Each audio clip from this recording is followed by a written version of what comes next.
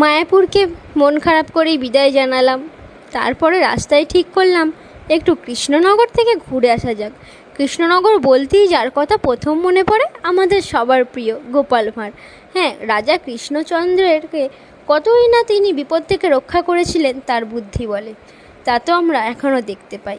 আমরা চলে গিয়েছিলাম প্রথম রাজপ্রাসাদের ব্যাক সাইডে, যেখানে নাট মন্দির আর বাগান বাড়িটি ছিল।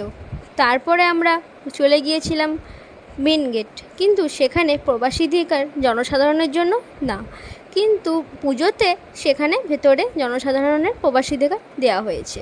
হ্যাঁ, তারপর আমরা কৃষ্ণনগরে নানা ঐতিহ্য দেখতে দেখতে আর এক ঐতিহ্যে চলে গিয়েছিলাম অধরচন্দ্র দাস, যেটা 100 বছরেরও পুরনো মিষ্টির সরভাজার দোকান। হ্যাঁ, সেই স্বাদ সত্যি অতুলনীয়।